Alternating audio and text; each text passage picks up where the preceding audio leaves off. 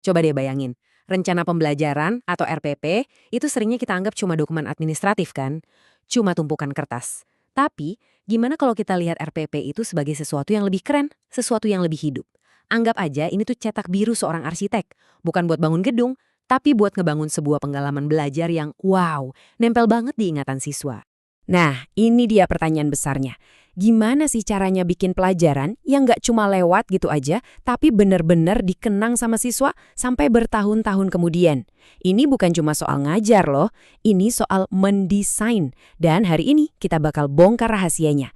Kita akan bedah sebuah cetak biru, khususnya RPP Project Based Learning dari Indonesia, buat lihat gimana seorang guru bisa bertransformasi jadi, yaitu tadi, seorang desainer pengalaman belajar. Oke, biar jelas arahnya kemana, ini dia peta perjalanan kita.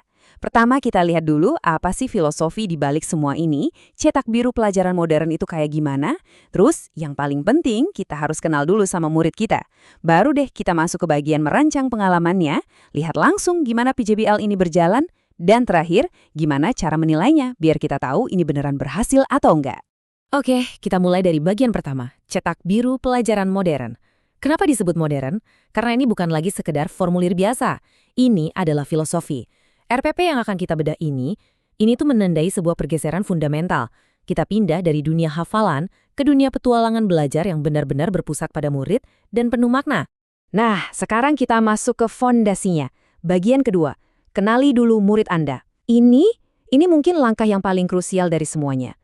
Cetak biru ini ngasih tahu kita, sebelum kamu mikirin mau ngapain di kelas, berhenti dulu. Pahami dulu murid kamu secara menyeluruh. Inilah fondasi filosofisnya. Titik awalnya dari mana? Ya dari sini, kesiapan murid. Coba pikirin deh, arsitek mana yang bangun gedung tanpa ngecek dulu kondisi tanahnya? Sama kan? Nah, di sini guru itu kayak arsitek cerdas. Lewat asesmen awal, kita bisa memetakan kondisi setiap murid. Pengetahuannya, fisiknya, mentalnya, sosialnya. Tujuannya bukan buat ngejudge, tapi biar bangunan pelajaran yang kita rancang itu berdiri di atas fondasi yang kokoh, bukan tanah yang goyang. Oke, kalau fondasinya udah jelas, sekarang kita lihat tujuan akhirnya. Gedung ini mau jadi apa sih? Nah, inilah yang bikin PJBL ini beda banget. Tujuannya itu bukan cuma nilai bagus di rapor, tapi membangun 8 pilar karakter ini. Mulai dari penalaran kritis, kreativitas, kolaborasi, sampai kemandirian dan kesehatan. Setiap proyek, setiap diskusi, semuanya dirancang buat ngasah pilar-pilar ini. Ini tuh investasi jangka panjang buat masa depan mereka. Keren banget kan? Dan ada satu lagi lapisan yang bikin ini jadi lebih dalam. Namanya panca cinta. Anggap aja ini kayak kompas moral yang dijalin ke dalam setiap benang pembelajaran. Jadi, setiap pelajaran itu nggak cuma ngasah otak, tapi juga ngebentuk hati. Ada cinta pada Tuhan, ilmu, lingkungan, sesama, dan juga tanah air. Jadi komplit. Cerdas otaknya, bagus juga karakternya. Oke, kita udah tahu kenapa kita merancang ini dan untuk siapa. Fondasinya udah ada. Sekarang saatnya kita ngomongin soal gimana caranya. Kita masuk ke bagian 3, merancang pengalaman belajar. Di sini kita akan lihat alatnya apa aja, lingkungannya harus kayak gimana, dan tujuannya apa. Nah, ini penting banget buat dibedain. Model keseluruhannya adalah Project Based Learning atau PJBL. Anggap aja ini payung besarnya, filosofi utamanya. Tapi di bawah payung itu, guru punya banyak banget senjata atau metode spesifik yang bisa dipakai. Bisa pakai tanya jawab, diskusi, presentasi, atau penugasan proyek. Jadi, PJBL itu kerangkanya metodenya fleksibel. Coba deh lihat, lingkungan belajar modern itu kayak gini. Lupakan deh bayangan kelas dengan kursi berbaris kaku menghadap ke depan. Di sini, ruang kelasnya fleksibel. Bisa pakai ruang virtual kayak Zoom. Budayanya kolaborasi, dan yang paling penting, peran guru berubah. Bukan lagi jadi satu-satunya sumber ilmu, tapi jadi fasilitator yang aktif mendukung murid. Plus, tentu aja, pakai alat-alat digital kayak Canva atau PowerPoint. Nah, sekarang kita masuk ke jantungnya pembahasan kita. Dagingnya nih. Bagian 4, perjalanan PJBL dalam aksi. Kita akan lihat gimana sih sebuah proyek ini berjalan, langkah demi langkah, dari awal sampai akhir, yang biasanya dibagi dalam 3 pertemuan. Setiap petualangan itu kan butuh persiapan panggung ya kan? Nah, di sini ada yang namanya kegiatan awal. Ada istilah kerennya, apersepsi, tapi intinya sih ini semacam pemanasan. Tujuannya apa? Buat bangun jembatan. Jembatan antara materi yang akan dipelajari hari ini dengan apa yang udah murid tahu sebelumnya. Jadi nggak ada tuh ceritanya murid mulai dari titik nol. semua merasa nyambung. Kalau kita lihat dari atas, alur proyeknya tuh kayak gini. Jelas banget, ada 3 babak. Pertemuan pertama itu soal rencana dan desain. Disinilah cetak birunya dibuat. Pertemuan kedua, kita masuk ke fase workshop, memantau dan mengembangkan. Dan pertemuan ketiga, ini panggungnya, waktunya presentasi dan evaluasi. Jadi ada ritme yang jelas dari ide, proses, sampai jadi karya. Yuk kita zoom in ke pertemuan pertama. Ini adalah fase arsitekturnya. Di sini, murid itu nggak cuma dikasih tugas. Nih, kerjain. Bukan. Mereka diajak buat ikut merancang proyeknya. Bikin pedomannya bareng-bareng. Mereka yang bikin jadwalnya, mereka yang bentuk kelompoknya.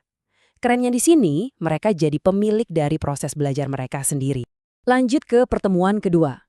Kalau pertemuan pertama itu merancang, pertemuan kedua ini fase pembangunannya. Ini adalah fase lokakarya. Disinilah semua aksi terjadi. Kelompok mulai bekerja, diskusi jadi hidup, ada revisi di sana-sini. Dan peran guru? Penting banget. Bukan lagi ceramah di depan, tapi keliling, memfasilitasi, dan memastikan semua kelompok berjalan sesuai rencana. Tibalah kita di grand finale pertemuan ketiga. Pertemuan ini punya 2 sisi mata uang yang sama pentingnya. Sisi pertama adalah pameran karya. Waktunya show off, murid mempresentasikan hasil kerja keras mereka. Sisi kedua, dan ini nggak kalah penting, adalah refleksi. Mereka diajak mikir, oke, dari proses ini apa yang aku pelajari? Apa yang berhasil? Apa yang bisa lebih baik lagi? Jadi belajarnya itu double, belajar dari hasilnya dan belajar dari prosesnya. Nah, ada satu alat kecil yang cerdas banget di sini, namanya exit ticket. Saya suka banget konsep ini. Ini tuh kayak kuis super singkat di akhir kelas. Sebelum murid-murid pulang, mereka jawab 1 atau 2 pertanyaan cepat. Buat guru, ini tuh kayak dapat feedback instan. Jadi langsung tahu, oh anak-anak udah paham bagian ini, atau kayaknya besok perlu diulang lagi bagian itu. Simple tapi efektif. Oke, prosesnya udah keren, hasilnya udah dipresentasikan. Terus, gimana kita tahu kalau murid beneran paham, bukan cuma hafal? Nah, kita sampai di bagian terakhir yang super penting, menilai pemahaman yang sebenarnya. Di sini kita akan lihat gimana cara mengukur apa yang benar-benar penting, bukan cuma apa yang bisa dihafal buat ujian. Cetak biru ini punya 3 tingkatan asesmen, dan ini komprehensif banget. Pertama, ada asesmen awal.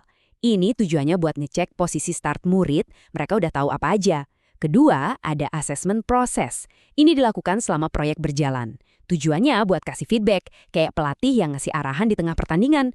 Dan terakhir, tentu aja, ada asesmen akhir untuk mengukur pencapaian final mereka. Bisa lewat proyeknya, produknya, atau presentasinya.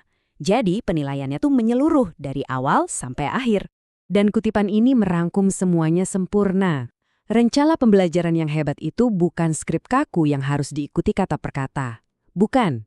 Ia adalah sebuah cetak biru, sebuah peta, untuk sebuah petualangan penemuan.